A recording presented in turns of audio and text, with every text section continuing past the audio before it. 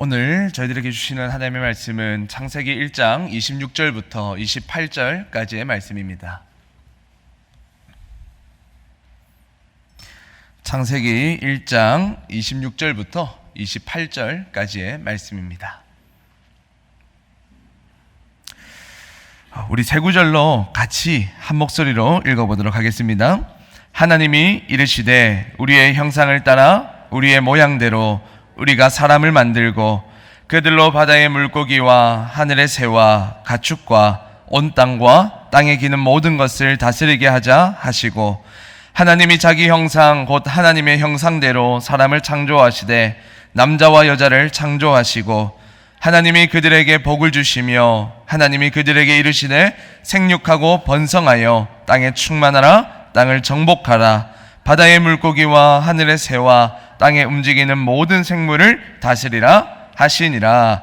아멘. 오늘 이 저녁에 성령의 임재가 그리고 성령의 불이 있어서 우리의 믿음이 다시금 회복될 수 있는 귀한 시간 되기를 간절히 소망합니다.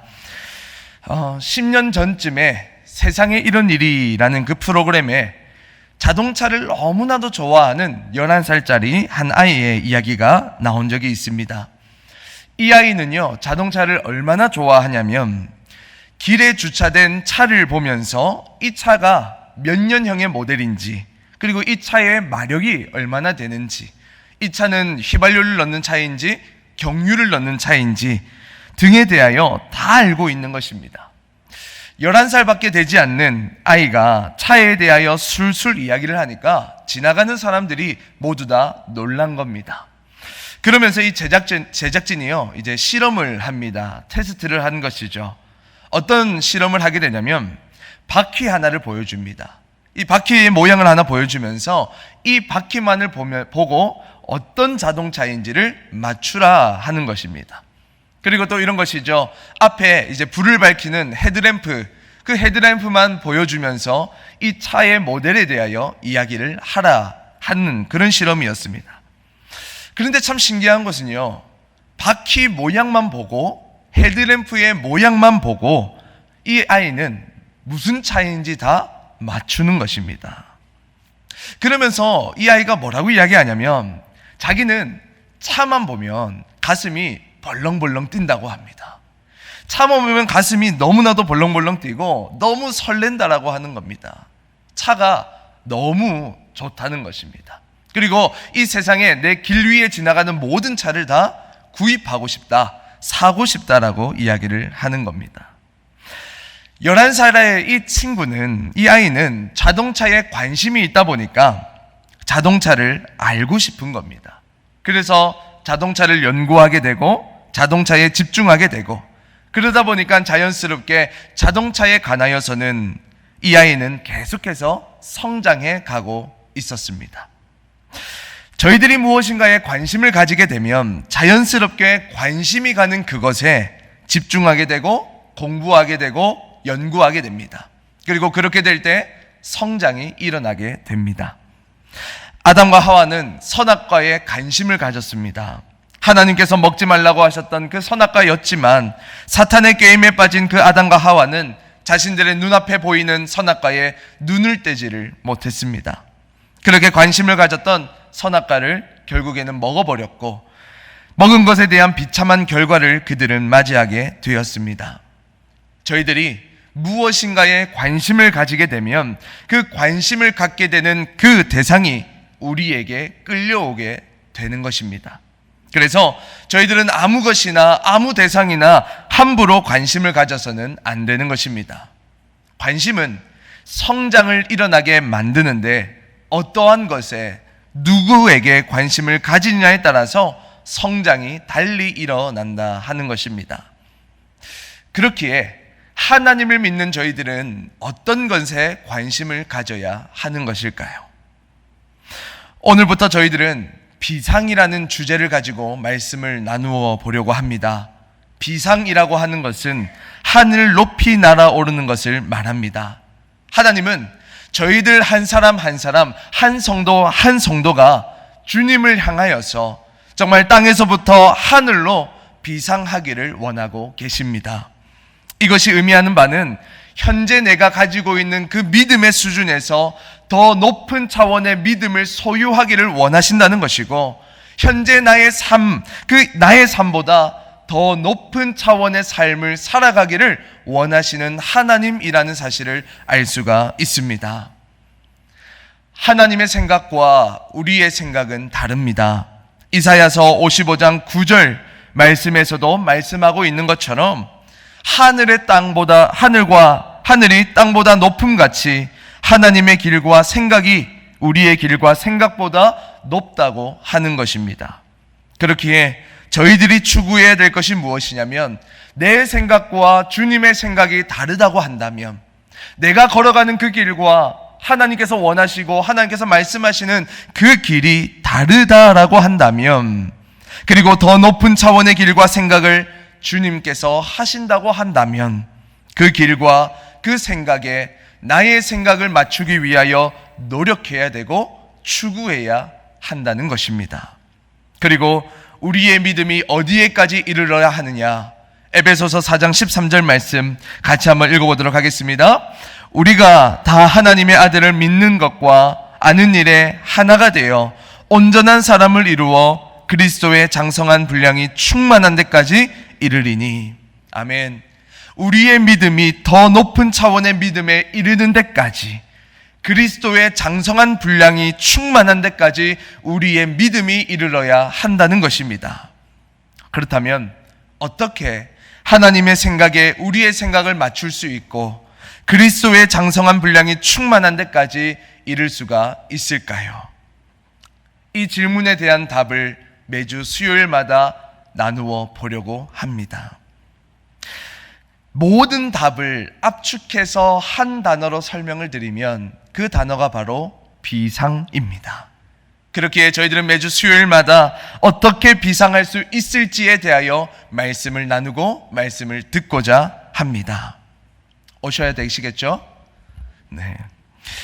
다시 돌아와서 관심을 가지면 성장을 하게 되는데, 하나님을 믿는 저희들은 무엇에 관심을 두어야 하는 것일까요? 그 다음 보여주시면 바로 비상하시는 하나님께 저희들은 관심을 두어야 한다는 것입니다. 그런데 무엇인가 조금 이상하지 않습니까? 비상은 우리가 해야 되는데 왜 하나님께서 비상하시는 것일까요? 비상은 하늘 높이 날아오르는 것을 의미하는데, 비상하면 떠오르는 새가 혹시 어떤 새입니까? 네, 그렇죠. 감사합니다. 비상하면 대표적으로 떠오르는 새는 바로 독수리입니다. 그렇게 독수리는 가장 잘 비상하는 새로 대표성을 가지고 있는데, 하나님께서 자신을 뭐라고 설명하고 계시냐면 바로 비상하는 독수리로 본인을 설명하시고 묘사하고 계시다 하는 것입니다. 하나님께서 이스라엘 백성들을 인도하실 때 이렇게 자신을 묘사하셨습니다. 출애굽기 19장 4절 말씀 같이 한번 읽겠습니다. 내가 애굽 사람에게 어떻게 행하였음과 내가 어떻게 독수리 날개로 너희를 업어 내게로 인도하였음을 너희가 보았느니라. 아멘. 하나님께서 이스라엘 백성들을 인도하시는 그 모습을 비상하는 독수리로 묘사하심으로 인해서 하나님께서 이스라엘 백성들을 인도하는 그 인도의 그 차원이 일반적으로 우리가 생각하는 인도의 차원과 다르다, 더 높은 차원에서 하나님께서 이스라엘 백성들을 인도하셨다 하는 것을 독수리로 비유하심을 통하여 말씀해 주셨다 하는 것입니다. 하나님의 차원은요, 높은 차원입니다. 사람이 감히 측량할 수 없을 조차 어려울 정도로 높은 차원입니다. 그렇기에 사도 바울은 이 하나님께서 가지신 차원에 대하여 이렇게 고백합니다. 로마서 11장 33절 말씀 같이 한번 읽겠습니다. 깊도다 하나님의 지혜와 지식의 풍성함이요 그의 판단은 헤아리지 못할 것이며 그의 길은 찾지 못할 것이로다. 아멘. 하나님의 지혜와 그 지식의 그 차원이 얼마나 깊은지, 그리고 얼마나 높은지 사도 바울은 이 말씀을 통해서 고백하고 있는 것입니다. 그런데 참 감사한 것은 하나님의 깊음과 하나님의 그 높이를 저희들이 깨달을 수 있도록 도와주시는 분이 계시다 하는 것입니다. 고린도전서 2장 10절 말씀 같이 한번 읽겠습니다. 오직 하나님이 성령으로 이것을 우리에게 보이셨으니 성령은 모든 것 곧 하나님의 깊은 것까지도 통달하시느니라. 아멘. 하나님께서는 성령님을 우리 마음 가운데 보내셔서 하나님의 깊고 하나님의 높은 것까지도 모두 다 통달할 수 있도록 도와주신다고 하는 것입니다. 그러면서 성령님이 우리 마음에 오심으로 인하여 원하시는 것이 무엇일까요? 성령님께서 우리에게 그 깊고 그 넓은 그리고 그 높은 하나님의 차원을 이해하게 하심으로 인하여 원하시는 것이 무엇일까 하는 것입니다. 우리가 너무나도 잘 알고 있는 사도행전 1장 8절 말씀입니다. 오직 성령이 너희에게 임하시면 너희가 권능을 받고 예루살렘과 온 유대와 사마리아와 땅끝까지 이르러 내 증인이 되리라 하시니라. 하나님께서 하나님의 깊은 것과 그 높은 것을 깨닫게 하심으로 말미암아 저희들에게 원하는 것이 무엇이냐면 바로 비상하라 하는 것입니다. 비상하여서 모든 지역과 모든 환경을 뛰어넘어 땅끝까지 나아가라 하는 것이 하나님께서 우리에게 원하시는 것이라고 하는 것입니다. 사도행전 1장 8절, 이 사도행전의 이 말씀은 평범한 사람들에게 주신 하나님의 말씀이 아닙니다. 더 구체적으로 이 말씀을 살펴보면요, 이 말씀을 주님께서 주실 때에, 제자들에게 주실 때에 그 제자들의 모습은요, 십자가 앞에서 실패한 제자들에게 주신 하나님의 말씀입니다. 그러나 그들에게 성령님이 임하게 되면 능력을 받게 되는데, 성령님의 능력을 받게 되면 비상할 수 있다라고 주님은 말씀해 주고 있는 것입니다. 각자가 가지고 있는 수준, 각자가 가지고 있는 정도, 그것이 어떠한 수준인지 어떠한 정도인지 상관없이 그 수준을 뛰어넘을 수 있다고 성령님은 말씀해 주고 있는 것입니다. 사랑하는 우리 성도님들, 설레이지 않으십니까? 내가 가지고 있는 그 믿음이 더욱더 큰 믿음으로, 그리고 내가 가지고 있는 그 믿음이 더욱더 높은 믿음으로, 현재의 차원이 아니라 더 높은 차원의 믿음으로 나아갈 수 있고 성장할 수 있다고 하는데 설레이지 않으십니까? 제가 아는 한 목사님이 계십니다. 이 목사님은요, 모든 운동을 정말 다 잘하는 목사님이십니다. 축구면 축구, 수영이면 수영, 또 뭐 탁구면 탁구. 나이도 많으셔서요, 운동하기에 참 어렵겠구나 그렇게 생각을 했는데 너무 잘하시더라고요. 그래서 한 번은 제가 그 목사님에게 물어보았습니다. 어떻게 그렇게 운동을 잘하는지 물어보았습니다. 비법이 있으시더라고요. 본인은 어떤 운동을 시작하기 전에 전문가에게 레슨을 받는다고 합니다. 레슨을 끊어서 그 전문가를 통해서 기본기를 철저하게 익히고 난 다음에 나머지는 독학으로 배운다라고 하는 것이죠. 그러다 보니까 보통 이제 다들 경기를 하게 되면 프로들이 아니니까 아마추어다 보니까 기본기가 탄탄한 그 목사님이 운동을 정말 잘하는 겁니다. 그런데 그렇게 하니까 문제가 하나 생기더라 하는 것입니다. 문제가 무엇이냐면 어느 정도 수준에 도달하게 되면 한계에 부딪힌다 하는 것입니다. 그래서 이 한계를 뛰어넘어야 더 잘할 수가 있는데 스스로 이 한계를 뛰어넘기란 너무나도 힘들고 어렵다 하는 것입니다. 저희가 가진 믿음도 이와 동일하다고 생각이 되어집니다. 믿음의 수준을 한 단계 더 성장하고 싶은데 내가 가지고 있는 그 믿음의 수준에서 더 높은 차원의 믿음으로 나아가고 싶은데 어떻죠? 잘 안 된다는 겁니다. 내가 가진 차원에서 주님께서 원하시는 그 차원으로 정말로 높이 올라가고 싶은데 그게 잘 안 된다고 하는 것이죠. 그러나 하나님께서 저희들에게 원하시는 것은 비상하기를 원하십니다. 비상하기를 원하신다는 것은 비상할 수 있도록 하나님께서 도와주신다는 의미도 되기도 하는 것입니다. 자, 그렇다면 하나님께서 저희들이 비상하기를 위하여 어떻게 도와주실까요? 저희들이 비상하기 위해서 먼저 저희들이 가지고 있어야 할 너무나도 중요한 개념이 있습니다. 오늘 그것을 한번 살펴보기를 원하는데, 그것은 바로 하나님은 사람을 만드실 때 하나님의 형상으로 만드셨다는 사실입니다. 우리 함께 오늘 본문 말씀이었던 창세기 1장 26절, 27절 말씀 같이 한번 읽어보도록 하겠습니다. 하나님이 이르시되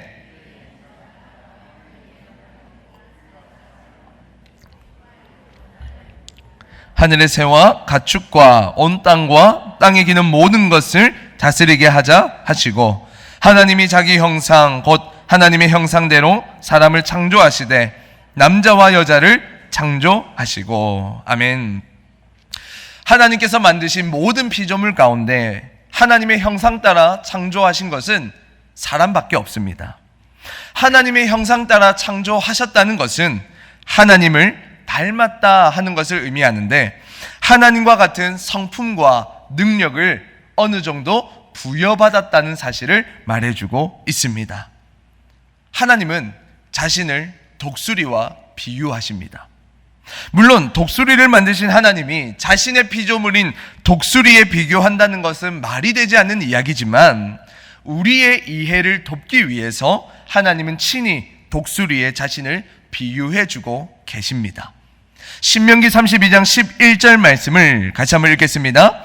마치 독수리가 자기의 보금자리를 어지럽게 하며 자기의 새끼 위에 너풀거리며 그의 날개를 펴서 새끼를 받으며 그의 날개 위에 그것을 엎는 것 같이.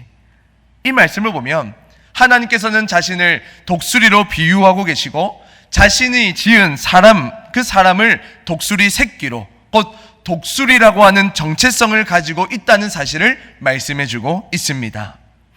조셉 파커 목사님은 이렇게 말씀하셨습니다. 독수리는 참새 둥지에 안주하지 않는다. 어미 독수리, 그 어미 독수리는 새끼를 벼랑 끝에 있는 둥지에서 떨어뜨립니다. 그렇게 독수리 새끼는 벼랑 끝에서 떨어뜨리는 그 순간부터 무엇을 배워야 되냐면 바로 비상하는 법을 배워야 한다는 것입니다. 이것이 무슨 말입니까? 하나님의 형상대로 지음받은 저희들은 본래의 본성 가운데 비상하는 능력이 우리에게 있다는 사실을 말씀해주고 있는 것입니다.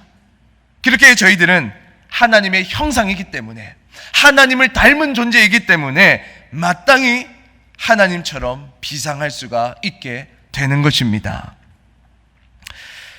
제가 예수님을 처음 만났을 때는 고등학교 2학년에서 고등학교 3학년으로 올라가는 겨울 방학 때였습니다. 저는 그때까지 별다른 꿈이 없었습니다. 하고 싶은 것도 없었고요.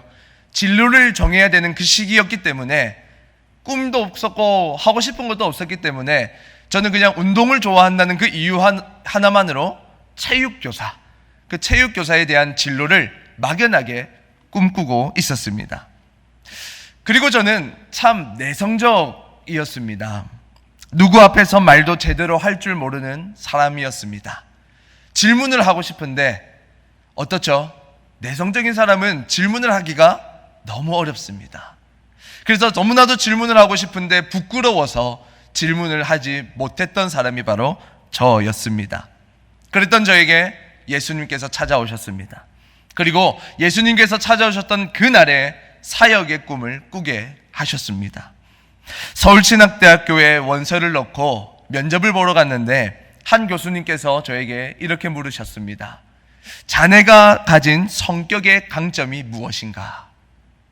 강점이라고 하는 이 말은 다른 사람보다 우세하거나 다른 사람보다 더 뛰어난 그것을 말하는데 문득 그 질문을 받았을 때 제 머릿속에 스쳐 지나가는 저의 성격이 한 가지 있었습니다. 어떤 것일까요? 내성적이라고 하는 것이죠. 저는 지금 이렇게 누군가 앞에서 이야기하는 것을 정말 못했습니다. 그래서 지금도 제가 이렇게 생각을 하는데 제가 이렇게 우리 성도님들 앞에서 서서 설교를 한다 하는 것을요, 지금도 저는 기적이라고 생각을 합니다. 저는 그렇게 할 줄 모르는 사람이었습니다. 정말 저 스스로는요, 비상하였다고 생각을 합니다. 이렇게 제가 비상할 수 있었던 것은 하나님께서 저를 만나 주셨기 때문에 가능한 것이었습니다. 하나님께서 저를 만나 주셨고 부르심에 대한 확신이 있었기 때문에 그 하나님의 형상대로 지음받은 저의 본성이, 비상할 수 있는 그 본성이 바로 회복되었다고 저는 생각을 합니다. 사랑하는 우리 성도님들, 하나님의 형상을 따라 지음받은 우리 모두는요, 독수리 정체성을 가지고 있습니다. 저희들이 이 땅에 태어나는 그 순간부터 우리는요, 비상하기 위하여 지음받은 존재라고 하는 사실입니다. 그러나 저희들 어떻습니까? 이 사실을 잊어버릴 때가 너무나도 많다고 하는 것이죠.